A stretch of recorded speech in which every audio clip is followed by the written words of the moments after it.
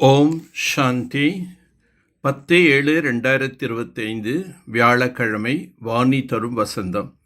இனிமையான குழந்தைகளே, தேக அபிமானத்தை விடுத்து ஆத்ம உணர்வு உடையவராக ஆகுங்கள்.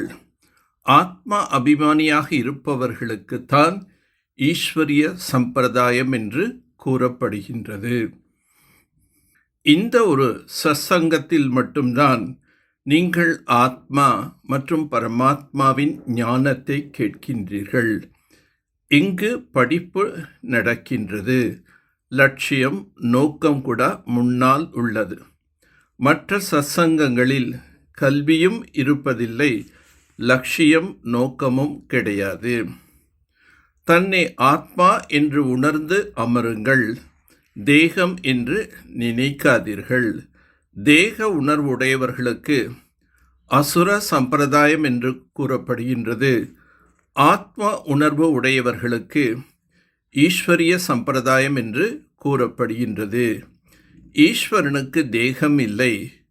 அவர் என்றைக்கும் ஆத்ம உணர்வு உடையவராக இருக்கின்றார். படைப்பவரோ ஒரே ஒரு தந்தை ஆவார். சிருஷ்டியே படைப்பாகும். படைப்பு கர்த்தா என்று தந்தைக்கு கூறப்படுகின்றது. கணவனுக்கு கூட படைப்பவர் என்று கூறப்படுகின்றது. மனைவியை ஸ்வீகாரம் செய்கிறார். பின் அவர் மூலமாக படைக்கின்றார், பாலனை செய்கிறார். ஆனால் விநாசம் செய்வதில்லை. மேலும் தர்மஸ்தாபகர்கள் கூட படைக்கின்றார்கள், பின்னர் அவற்றை பாலனை செய்கிறார்கள். விநாசம் யாரும் செய்வதில்லை. மற்ற சத்சங்கங்கள் எவற்றிலும் ஆத்மா அல்லது பரமாத்மா பற்றிய ஞானம் யாரிடமும் இல்லை, கொடுக்கவும் முடியாது. பாரதம்தான் சொர்க்கமாக இருந்தது. அங்கு லக்ஷ்மி நாராயணன் ஆட்சி புரிந்து கொண்டிருந்தார்கள். இதை பாரதவாசிகள் அறியாமல் உள்ளார்கள். தந்தை இப்பொழுது சொர்க்கத்தின் ஸ்தாபனை செய்து கொண்டிருக்கின்றார். அனைவருக்கும் சத்கதி அழிக்க தந்தை இங்கு வந்துள்ளார். பாரதத்தில் முதலில் தேவி தேவதைகள் இருந்தார்கள். லக்ஷ்மி நாராயணன் பாவன உலகத்தில் ஆட்சி புரிந்து கொண்டிருந்தார்கள். அவருடைய ராஜ்யம் பாரதத்தில் இருக்கும் பொழுது வேறு எந்த தர்மமும் இருக்கவில்லை. ஒரே ஒரு ராஜ்யம் இருந்தது. பாரதம் எவ்வளவு செழிப்புடன் இருந்தது.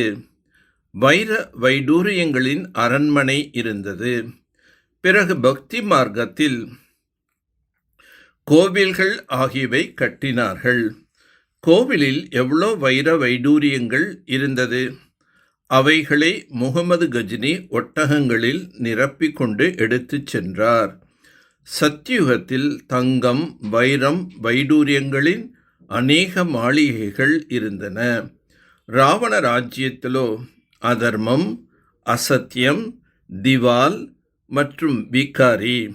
புது உலகத்தில் நிர்விகாரி என்று கூறப்படுகின்றது.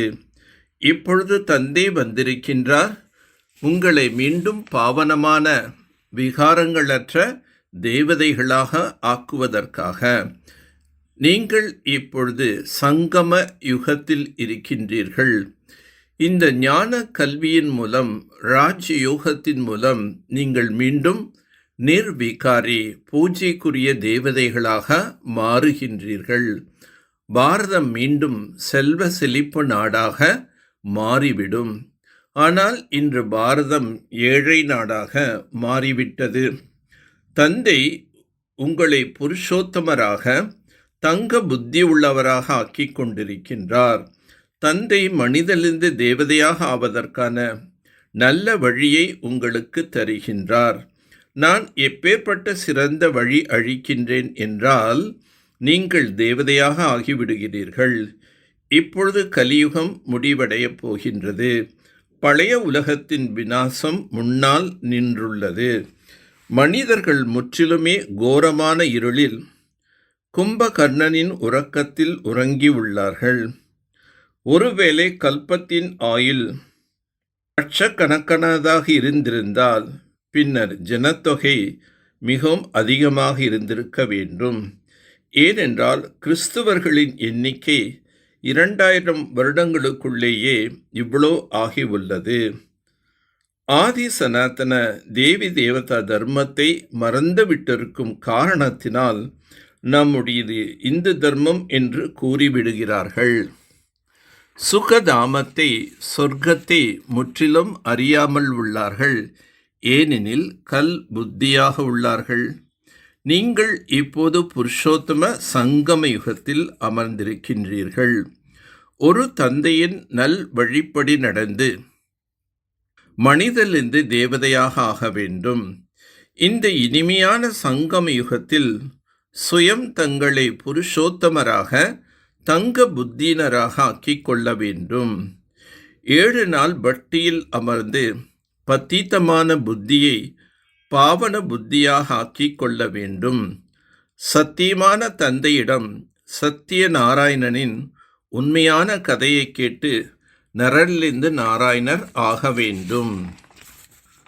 ஒவ்வொரு பொக்கிஷத்தையும் தந்தையின் வழிகாட்டுதலின்படி காரியத்தில் ஈடுபடுத்தக்கூடிய நேர்மையானவராக ஆகுக.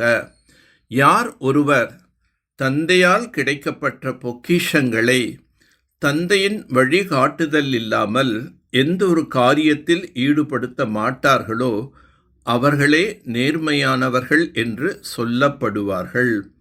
ஒருவேளை தன்னுடைய நேரம், சொல், செயல், சுவாசம் மற்றும் எண்ணம் ஆகியவற்றை பிறர் வழிப்படி அல்லது தவறான நட்பின்படி வீணாக இழக்கின்றார்களோ, சுய சிந்தனைக்கு பதிலாக பர சிந்தனை செய்கின்றார்களோ, சுய மரியாதையில் இருப்பதற்கு பதிலாக ஏதேனும் அகங்காரத்தில் வருகின்றார்களோ, ஸ்ரீமத்திற்கு பதிலாக மன்மத் ஆதாரத்தில் நடக்கின்றார்களோ அவர்களை நேர்மையானவர்கள் என்று சொல்லப்பட மாட்டாது. இந்த அனைத்து பொக்கிஷங்களும் உலக நன்மைக்கான காரியத்திற்கு கிடைக்கப்பெற்றுள்ளது. எனவே அந்த காரியத்தில் மட்டுமே ஈடுபடுத்த வேண்டும். அதுவே நேர்மையானவர் ஆகுவதாகும். எதிர்ப்பு என்பதை மாயாவுடன் செய்யுங்கள், தெய்வீக பரிவாரத்துடன் அல்ல. அனைத்து ஆத்மாக்களும் ஒரே ஒரு எல்லையற்ற குடும்பத்தை சேர்ந்தவர்கள். தன்னுடைய குடும்பத்தில் எந்த ஒரு ஆத்மாவும் வரதானத்தை பெறுவதிலிருந்து வஞ்சிக்கப்பட்டு இருந்து விடக்கூடாது. அப்படிப்பட்ட ஊக்கம், உற்சாகத்துடன் கூடிய உயர்ந்த எண்ணம் சதா உள்ளத்தில் இருக்கட்டும். தன்னுடைய குடும்பத்திற்காக மட்டும் பிஸியாக இருந்து விடாதீர்கள். எல்லையற்ற மேடையில் நின்று கொண்டிருக்கின்றீர்கள். எல்லையற்ற ஆத்மாக்களுக்காக சேவைக்கான எண்ணங்களை வையுங்கள். இதுவே வெற்றிக்கான எளிமையான வழியாகும். நல்லது. ஓம் சாந்தி, ஓம் சாந்தி, ஓம் சாந்தி.